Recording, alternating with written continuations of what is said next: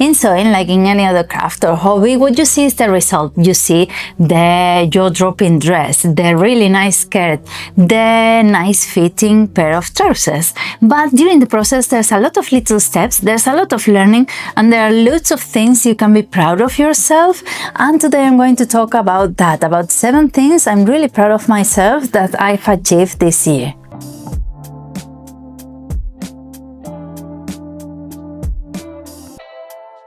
Well, I have lots of videos talking about sewing. I leave you the link at the end of the video and down in the description box so you can have a look. Things like how much sewing can cost, or fears while sewing, frustrations, the truth about sewing, things like that that people say to me that they like listening to while they're sewing. So I leave it to you so you can see it. And the first one is to accept our own mistakes. It's really difficult, especially when you're starting a new hobby, to stop and breathe when something goes wrong, and don't get frustrated. If you get frustrated and throw that project in a corner or even to the bin, you won't be able to learn what happened and what to do the next time it happens, how to solve this mistake. Maybe you chose the wrong fabric, maybe the needle was wrong, or the machine wasn't clean enough, or it was badly threaded. So maybe it's something as simple as that, but if you don't see it properly with objective eyes, you won't be able to learn for the next time. So it's really important to just stop and have a look, and try not to throw it away just because of that, because if not, you won't be able to finish any project at all. It's really important, this.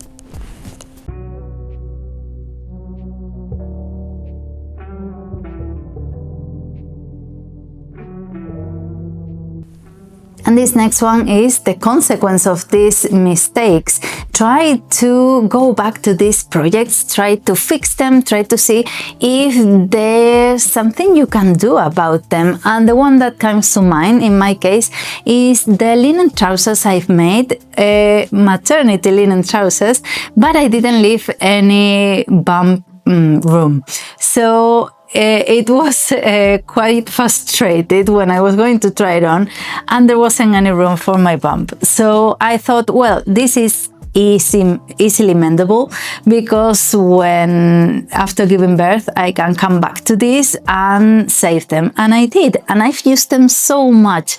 It's a pair of linen trousers, really comfortable, really chic, elegant, they go with everything, and during the summer and early autumn I use them loads. So try to fix stuff, try to see if the zip was wrong, if you needed more room for your waistband or less. Try to see if you can fix them, and don't leave them just for handbag linings. And one thing I'm really proud of having done is using a bit more my presser foot box. The thing is that you get this, you don't use them, you don't know what they're for, and they sit there next to your sewing machine looking at you, thinking, when is she going to use me? But the thing is that tools are not a waste of money. I always say that tools are not a waste of money, they are an investment. They make your life easier, they are for a specific purpose. So instead of juggling with your sewing machine, you can just use them, and not only you save time, but the results are much better. And there are 3 I've used a few times, and they are really good. And even though I've only used them once, now I know what they're for, so I can... Where's the other one? I can use them again without any doubt, without thinking. So that's quite good. The first one I've used, and I've used before, is this one that is it's a normal presser foot, but it has this plastic top, and it is just so you can see better. It has not much use, but I use it for fairy fabrics. If you have a wool or something that gets in the way, something for a fur coat or something like that, it gets in the presser foot and it can get stuck. So this makes it so much easier because it flattens your fabric so you don't get it in the way, and you can sew it without any problems at all. I love using it. It's not the first time I've used it this year. I've used it before and it is amazing. It's not the purpose for it, but it works really well. I love it. So if you have it, try it like that. If you have something like that to sew, and you'll see how much better it is. The second one I've discovered is the patchwork one.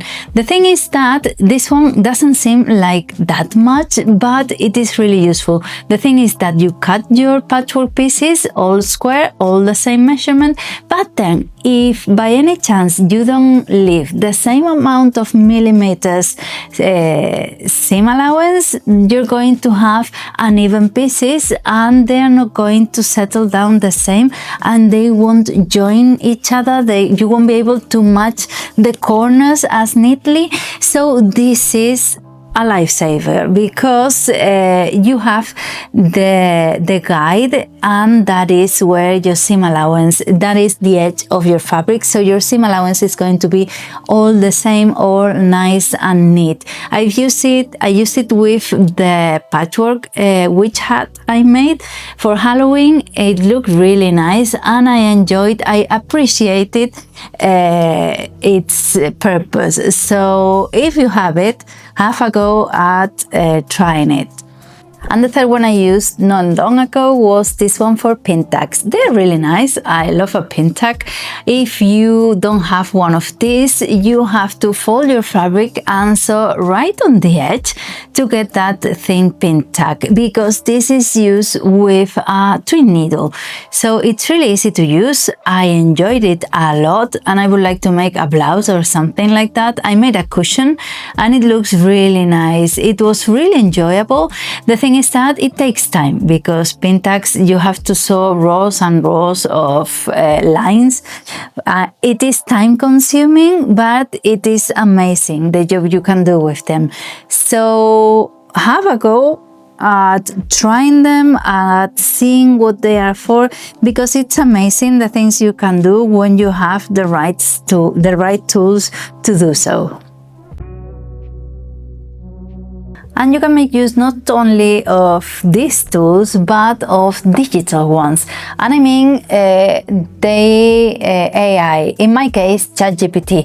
I used it when I made my son's curtains with blackout curtains behind it. I thought I knew how to do it, and it was sort of the way I would have done it, but I made sure by asking him. I say him because I call him Gepetto because of the GPT. But anyways, it's really interesting because it guides you through the process, or it points you at the right direction. Instead of just banging your head against the computer screen trying to figure out how to do this, or trying to see 100 videos before you get to the one you really need it, it's quite easy to just ask him, and after a few questions, don't just believe the first thing he says. Just see how it guides you, if it sounds logical. It usually does, and I've used it a few times, and I've asked him a few technical questions, and it is really good.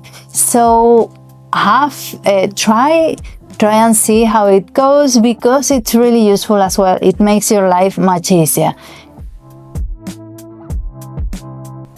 And another thing I'm really proud of is to having listened to all the comments, especially in the Spanish channel I have, Costuverso, is the one I have more people talking, and it's important because not only is it good to just answer the comments, but it is good to show something live, sort of, to make a video of it. So it's really good when you make suggestions and I make a video as well. Sometimes I can, sometimes I can't, depending on how big the project is. And the biggest one I've made, the biggest suggestion, was to make a dress this year, an asymmetrical line dress, and it looks really good. It's something that at first I didn't like that much because I don't like asymmetrical cuts as much. I do for swimming costumes, but not for dresses. But it looks really good and I was happy to do it.